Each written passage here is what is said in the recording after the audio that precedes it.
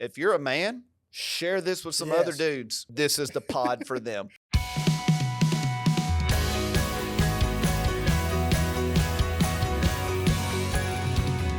Hello, everybody. Welcome to Ascend the Hill. I'm Jeremy Austill. This is Gunnar Franks, one of our pastors who's going to be planning Cornerstone Hendersonville.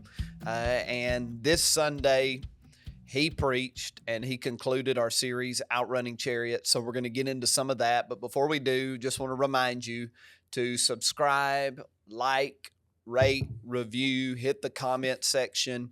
All interactions with this podcast, whether on YouTube, Spotify, Apple Podcast, helps us to identify, number one, how many people are watching, how many people are paying attention to this, what types of conversations really resonate, and it also makes sure that in your notifications, you're getting a heads up anytime we post one of these. The objective of Ascend the Hill is the same as it was from the beginning. In large part, it is a recap of Sunday's message. So anytime you're listening to the Ascend the Hill podcast, it might be good to go back or first listen to the Sunday message. But we also get into current events here lately, and we get into really deviation. Like we end up going down different paths with the sermon as kind of the backdrop, and then we just follow wherever we go in conversation. So today we're going to look at Elijah hearing the whisper of God in the mountain. And again, Pastor Gunnar, you brought a great word. Great word. How many pages of notes did you go up to the stage with? 16. 16. It is my longest sermon I have ever written. Yeah, I mean, it was long. But you still preach shorter than me. It was, I think I was right at like 42 minutes. Yeah. Which is long. I mean, long for me. I know you're like a 35-minute preacher. But my last like 3 or 4 have been in the 40-minute mark. So I think I'm sitting under you. So I'm starting to.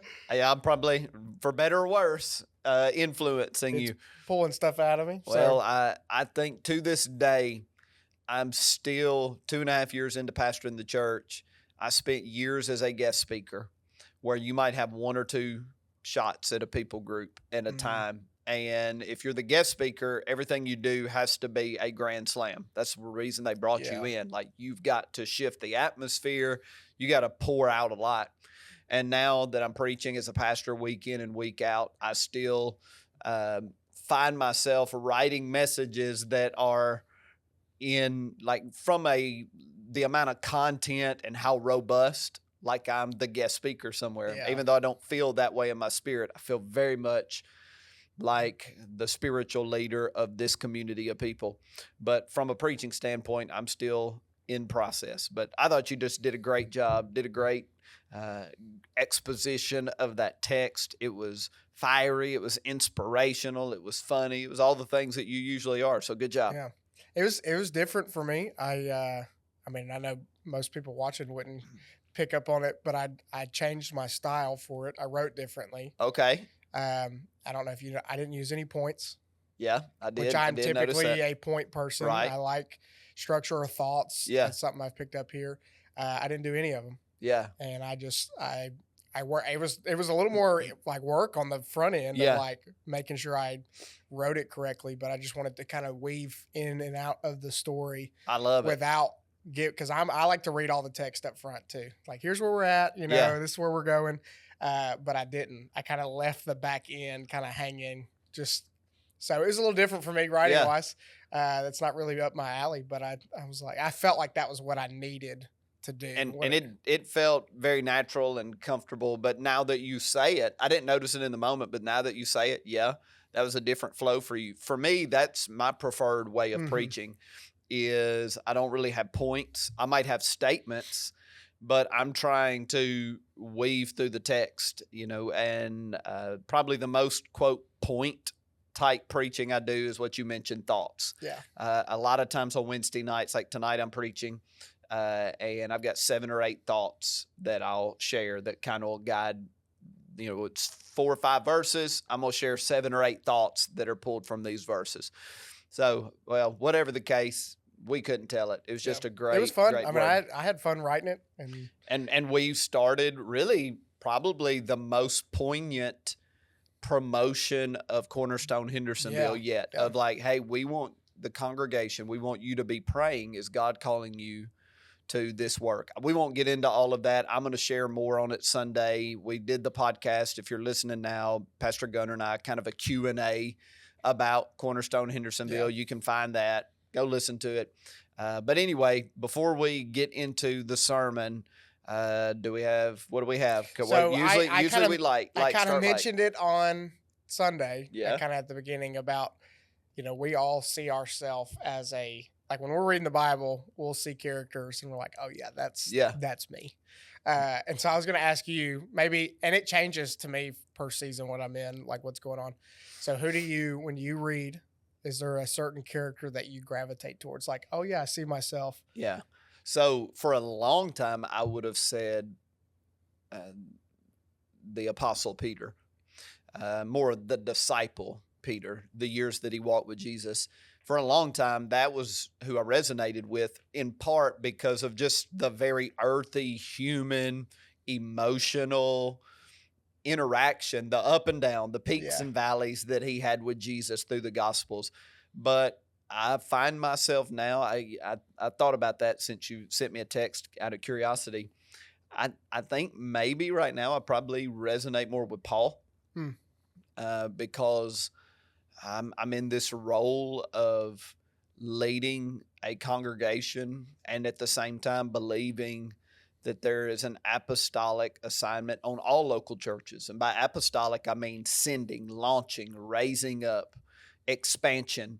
Yeah. And I feel that on this house, especially in part because this church has a great history of planning churches out of it. This church has a great history of doing major global ministry and missions work. And so I feel like that's the oil on this house. And I'm at the same time conscious of that's the oil on Cornerstone, this like apostolic, sending, missional, but we're now in 2025. Yeah. And what does ministry look like in the context of today's society with all of the hot button topics, with all of the tension and politics, with how society has changed so drastically on morals and values and what's appropriate and acceptable. And so I look at Paul and I watch him go to a place like Athens and point to, the idol to an unknown God, and just kind of uses that to pontificate about the one true God. And he used what was happening in society. That was his missiology there. Other places his missiology was, I'm casting a demon out of a girl and it's going to send this place into chaos. And so I'm kind of in a stretch. I'm listening to a couple of podcasts to try to wrap my mind around like how do we move forward with the oil and the mantle that's on Cornerstone historically, but knowing that there is an authentic, unique version of Cornerstone into the future. Yeah. And I say Paul because I just feel like Paul, that apostolic, going to multiple places, having to maneuver within culture, but never compromise, never waver.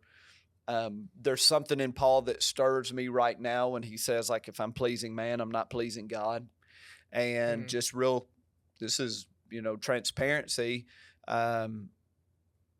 like people pleasing, wanting to be liked is a double-edged sword for me in the sense of, I think, man, if I sit down at coffee with somebody, I mean, I've told Michelle multiple times, like whatever you think I am in the pulpit, like if I can sit at a table with you and share a meal or have coffee, like I feel like I'm likable, I'm winsome, I can make connections with people that are meaningful. And that's real valuable because to make those connections, you have to be attentive to people. You have to listen. You have to begin to discern what the connection point is with that person. But the flip side of it is that it can become like you maneuver who you are to be liked.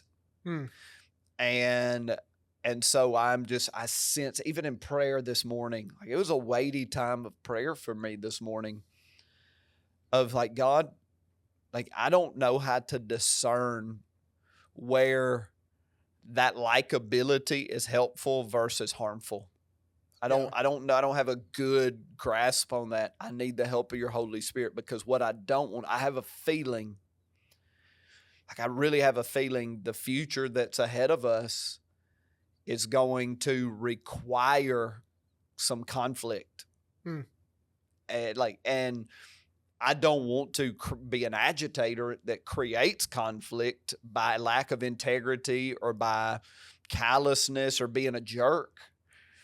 But I don't want my desire to be liked to cause me to never step into things that are conflict, because and ultimately it's like I want revival for Cornerstone. Like I want us to be in revival. And somebody hears that and that might mean a million different things, but I know what it means in me, and I know what it sounds like. Man, I'm after the worship and the prayer and the praise sounding like it's like many rushing waters. You know, I'm after the spontaneous of God moving in the people and us having the guts to pause and wait on him. Like I'm hungry for dozens of people to come out of the seats and give their hearts to Jesus. I'm desperate for all of that stuff, but I'm beginning to feel like my likability might be affected, you know, to get there. Like I might have to surrender some of clinging to that. So again, I come back to Paul, who's just like, you could tell, like when we're in Philippians on Wednesday night. This is a long answer, but like I mean, no, this good. Is you asked a question that was in my prayer closet this morning. Not so much about Paul or whatever, but about my internal wrestling. Yeah. And so I'm just really mindful right now that there is this future out there that God has for us, but there's a cost.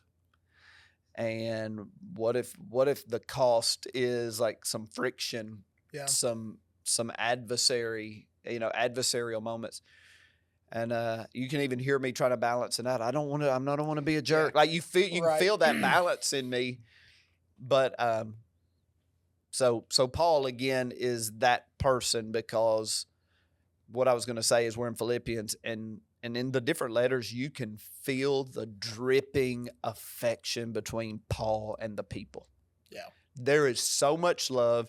And like when they're on the shores of Ephesus and he's telling them bye, they're weeping because they love Paul. There is a deep, deep bond.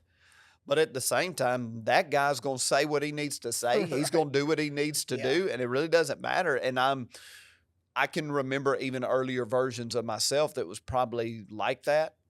But the people that were with me, bro, they die with me. Yeah. But there was kind of a perimeter of people that are like, I'm not a big fan.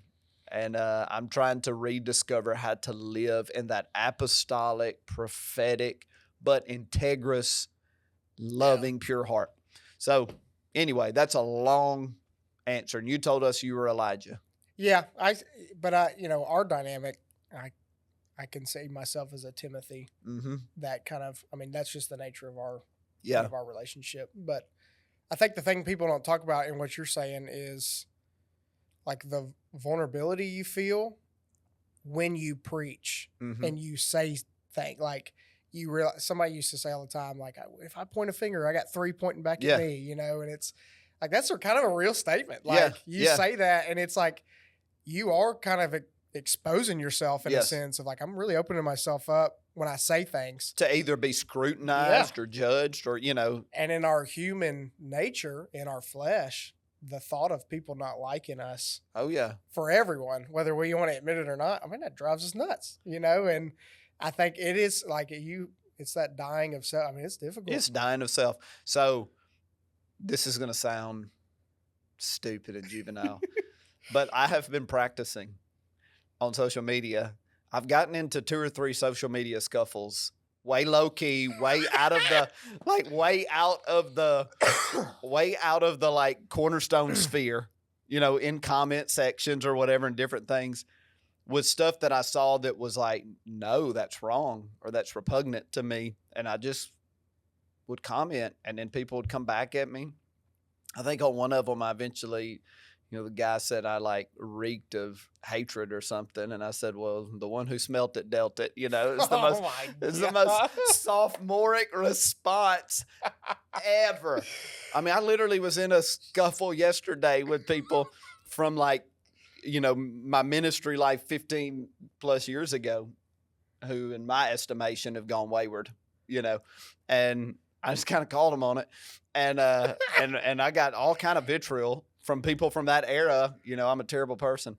And so I went to bed with that on my mind, but it's like, I've got to like learn to live with my convictions and my stance not being accepted or acceptable to everybody.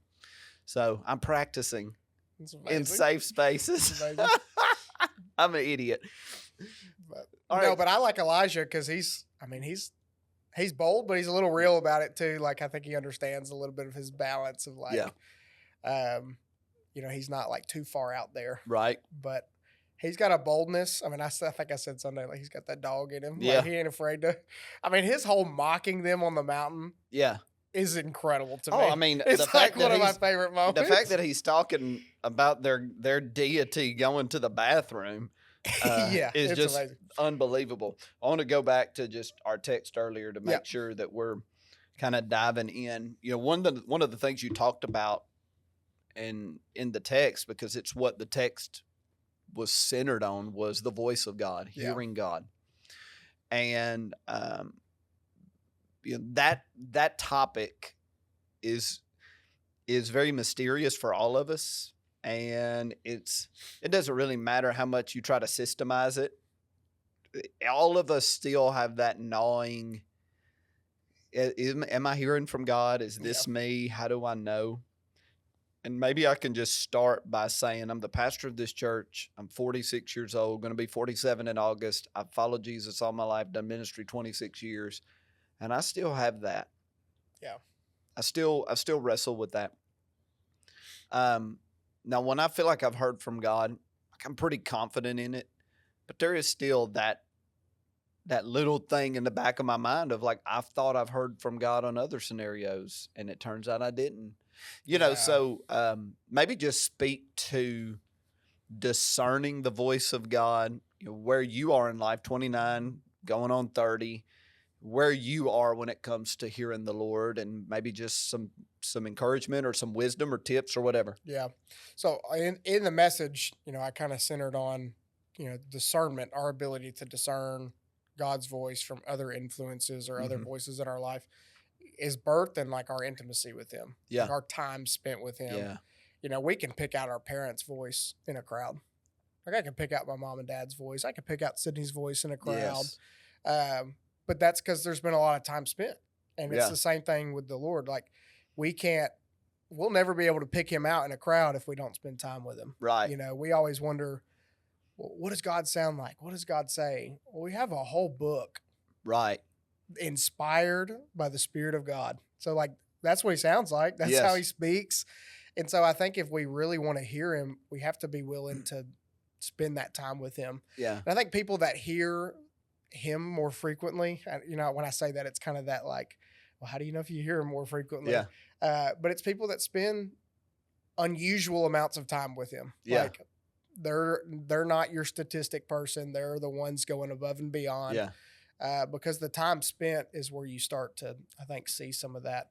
But I also think, when we interviewed with you that first time, when we had that conversation, you told me at the end, you were like, just, take a week and pray about it and see, you were like, kind of see what you hear. Which that was the, like, I think this is what I'm supposed to say is give you a week. Right. But the reality is, like, I know, I really need you to know, like, right this minute. Right. Because if you don't know right this minute and you got to think about it, then this ain't, like, I'm not doing this. Right. Well, and we went home, and I told Sydney, we took like a day or two. Yeah. And I think I finally woke up one morning and I told her, I was like, I don't hear anything, but I know the decision to make. Yes. You know, and it's like, Yes. I think sometimes we get bogged down waiting on this like booming voice to Yes. tell us what to do. But sometimes the discernment of the voice of God is like, he's empowered us. He's given us his spirit. And Yeah. sometimes we just have to start moving. That's so good. And in our moving, he meets us there. So, and there's no right or wrong answer, just a curiosity. Yep. Let's say the Lord speaks to you. Does his voice sound different to you than everything else you're thinking? Like, is there something that makes it distinct? And I'm genuinely curious about maybe how you process that. So I sat in a teaching one time about prophetic personalities, like how you hear God's voice. Yeah. And there's like 4 of them: knower, seer, feeler. There's another one. And it's kind of weird. Like I feel like I just kind of know. Yeah. And it's like, it's hard to describe. You mentioned 10 years ago in a camp thing when you were just talking to the people working for you, you had said something about the voice of God, and often it comes in random thoughts or strings of thoughts that aren't a part of your normal thought process. Yeah. And so I spent a whole season looking for those. Yeah. And I felt like the more that I identified them, the more it became clear Yes. when it was me or when it was his thoughts. So attentiveness Yes. is crucial in hearing and discerning the voice of God. Yeah. Actually, attentively, we talk about being active listeners. Mm-hmm. And if you've ever dealt with somebody that's not an active listener, they're not making eye contact. They're looking at their phone. They're kind of drifting off. And you can see all the clues. Well, obviously it's different with us and the Lord, but there's something to be said for somebody that, proverbially speaking, is like looking the Lord in the eye for him. Yeah. and is like attentive to what may be coming out of his mouth. That's good. Because I was young in my faith then. I mean, you hired me and I'd only been saved for like a year and a half. Yeah. So, Yeah. it like kind of taught me to look for it. Yeah. And I think just, again, repetition, time spent, time looking for things. It's just, I feel like has gotten easier. Now, do I get it right all the time? Right. But I feel like there's no, like we put pressure on ourselves there. Yeah. But I don't think the Lord does. Like he's always speaking. When I said Sunday, he's always speaking. We just kind of have to tune our frequency to it. Yes. I think like right now, I know nobody uses the radio anymore, but right now the radio is playing. Yeah. Now I don't have my car tuned to the frequency of the radio station. Right. When I was growing up, I used to listen to 107.5 The River. I don't know if that's still a thing here in Nashville, but it used to be. Like it's playing right now, but it takes me going and tuning the frequency to find it and hear it. And I think it's the same thing with him. Like he's always speaking. I just have to be really intentional and really focused to hear him. And then I think the more time you hear it, the easier it gets to pick out. I think you said something about that knowing. I suspect for the believer, Dutch Sheets said it years ago. I've shared it with the congregation. How do I know if it's me or the Lord? Sometimes it's me, sometimes it's him, but it's always us. Like there's this union between us and the Holy Spirit. And I do believe there are times when it is him speaking and leading, but we wouldn't necessarily identify that he's speaking to me, but I'm just instinctively like I'm just going on what I see, what I think, what I feel, and he's guiding me. There is that degree of like the Lord is guiding us, even if he's, quote, not saying a word. Yeah. But there is still this leading of the Holy Spirit. I think what convolutes it for folks is a lot of times how the people from a microphone talk about how God speaks to them and, well, God told me this and God told me that and I believe it. I mean, I was listening to a good friend of mine, a sermon he preached recently, and he went through about 3 or 4 stories of experiences he had that were very supernatural. And I believe it because I know this guy and he is not a liar. He is as honest as can be.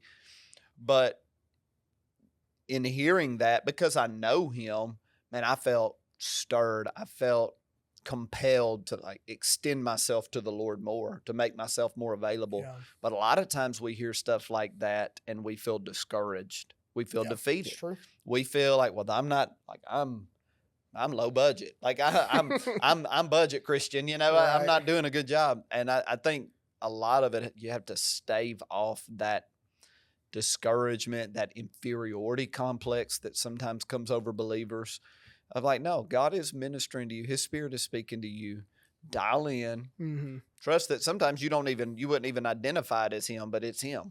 Right. And I think that, you said encourage. I think the thing that I feel like can break pressure off of us is that like he doesn't have to speak to us, but he wants to. Yeah.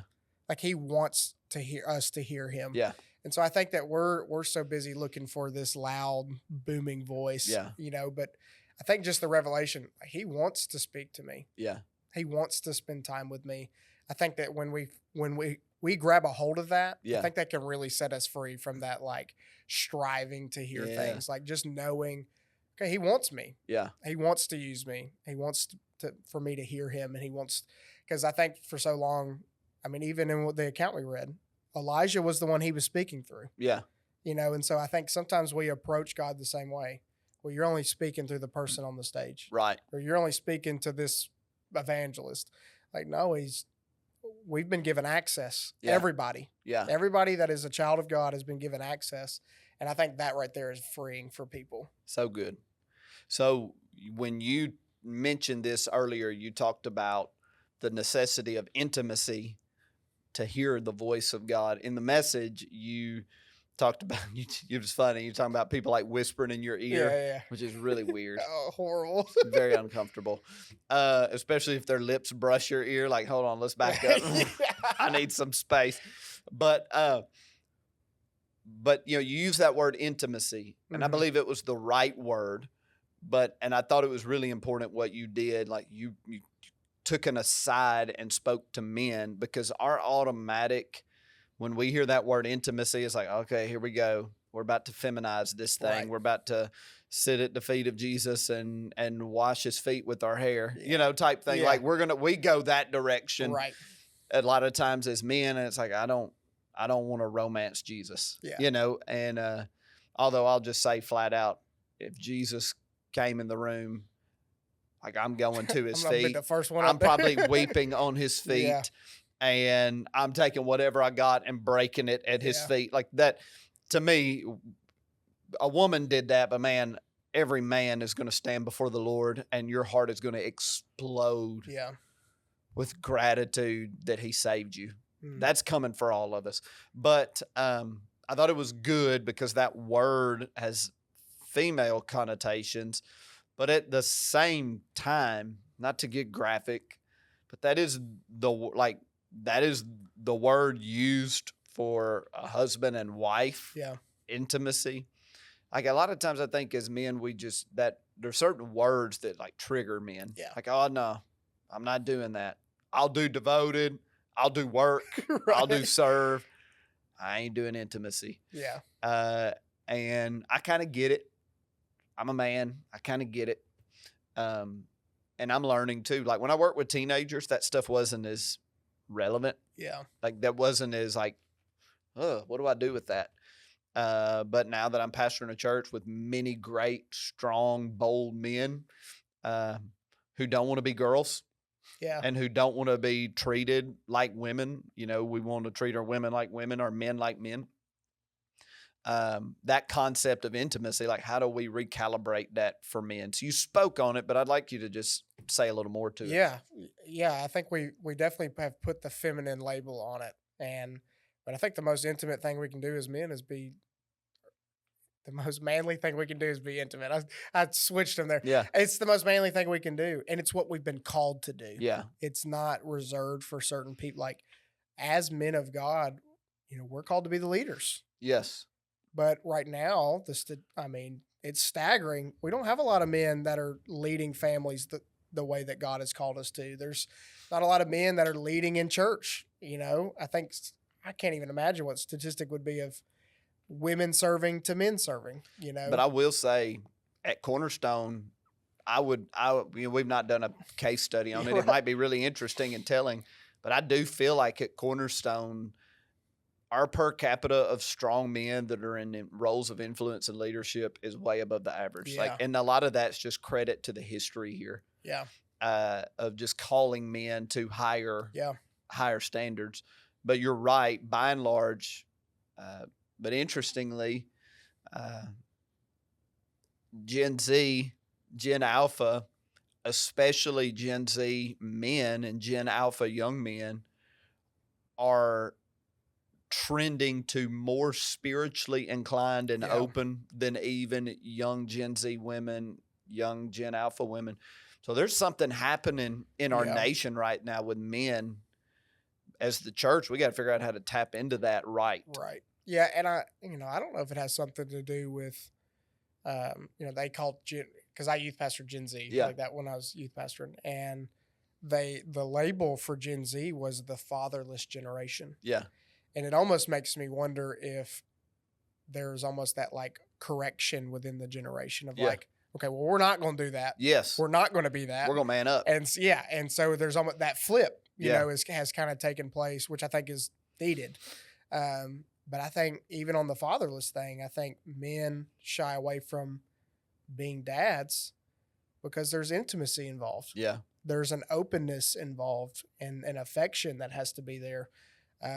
But I think that, and I said it on Sunday, I think in this hour of what our country's facing, what's happening all around us, I think we need some men of God that spend time with God. Yes. And that's the best way. Time. See, that's the best way to me, and you did it Sunday, of intimacy with God.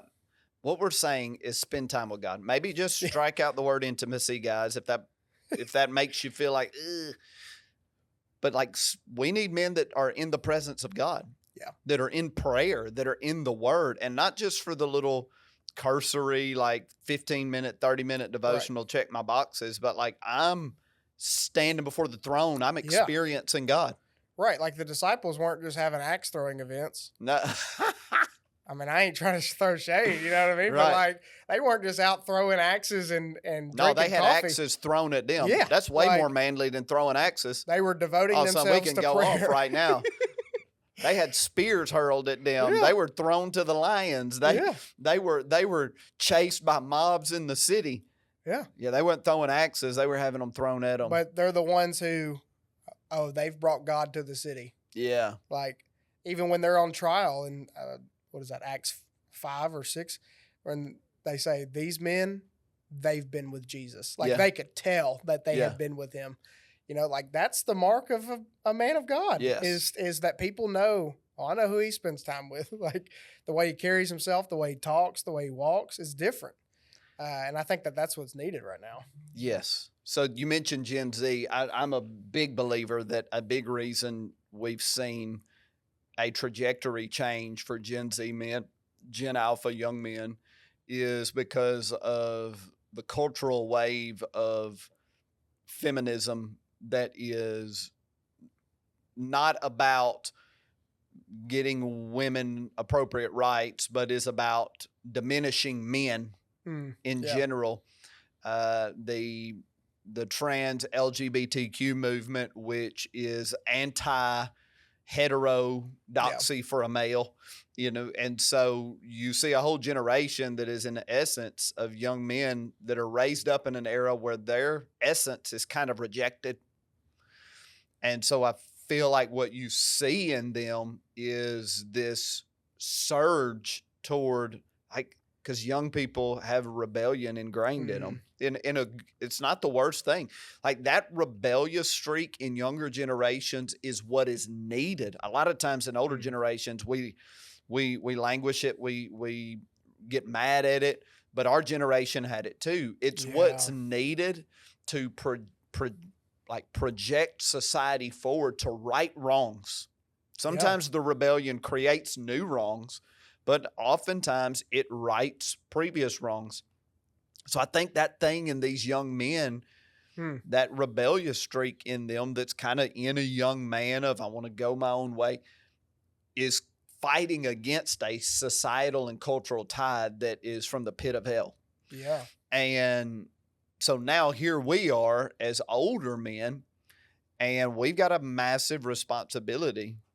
We can keep crying and moaning about how mean they are to men, or we can see these young men that got some fight in them. Yeah.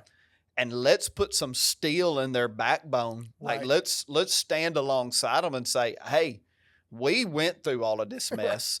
And like, you have a chance to change the tide, to right the wrong. We'll stand with you. We'll fight with you to make this happen. Man, and we're hoping soon. This has been like a 5-year journey of trying to get a billboard right on the interstate here at the church property. And we're really close. I mean, within 2 or 3 months. And it's like one of the first billboards is the first one I think is going to be at Cornerstone, we raise hell, R-A-Z-E. I don't know if we can even get away with putting that up there, but we're going to do that. And then like the next one is going to be like targeted at Gen Z men, Gen Alpha young men. Like, I don't know the verbiage yet, but like, this is the place for you. We'll fight with you. We believe in men here. Yeah, we do. And I think that that's what you just said, the empowerment. Yes. Of, like, we know you want to correct that. So, like, we're going to empower you in that. Yeah. I think that that's the key to, like, not diminishing that generation in the pursuit of that. Yes. Because it's easy to diminish certain pursuits. Yes. But I think the ones that are course correcting. Yes. Like, celebrate, push it forward. I feel like sometimes older generations, and now I'm in that category, and so I'm feeling it in myself. I never thought I'd be at the point where I'm looking at the younger people rolling my eyes, but I'm kind of there. But I have a choice to make in that as a man. Like, we're just talking about men right now. I have a choice to make of either I'm going to focus on the things in the younger generation that I don't like. I'm going to post all my Gen X. We used to do this, and this, and these kids don't know and they're dumb. Yeah, because that's kind of what it comes off as. Or I'm going to see within them the thread of right revolution. And like, how can there's a lot of stuff that just does not fit my preferred narrative, but there is a thread of right revolution in this younger generation of men. How do I help bring that to the surface? And man, I come back to, I'm Paul. I feel like I identify with Paul. I'm at Cornerstone, pastoring this church, and I don't know how right now, but I know in my knower that there is something important when it comes to men generationally that I think will be paradigm changing, monumental for the future revival, Cornerstone revival. Yeah. I just don't know I don't know how to, that's a frustrating thing when you know God is speaking to you. You know by the Spirit that there's something really important, but it is just like, it's like a puzzle that just got thrown on the table right now. Yeah. But I know, like, I can see the end picture. Yeah. Because by the Spirit, I've been given the front of the box. But I don't know how to put all the pieces together right now. That's literally my brain on church planning. Like, I have the picture. Yeah. I have the dream, the thought, where I think, and then it's like, all right, I don't know how we getting there. Like, I've dumped all the Legos out of the box. Yeah. I know what the picture looks like. Right. Where's the instruction? Right. Like, the puzzle's out, but it's putting it so. Well, but the Lord will help us. Yes. And I so am confident in that. And for everybody watching and listening, the Lord often puts a picture in you. Yeah. Of the future. And then there's all this stuff, and you don't know exactly how it's going to come together. And the believer that trusts God is the believer that knows in the deepest places that God is going to help me. I don't know how, I don't know what, but His Spirit is going to speak to me. His Spirit is going to guide me. Yeah. He's going to empower me. We love you. We've gone longer than we planned, but I have really enjoyed this conversation. Again, like, subscribe, rate, review. Join us on Sunday. Share this. If you're a man, share this with some other dudes, especially if any of them cringe at the word intimacy. This is the pod for them. We'll see you soon.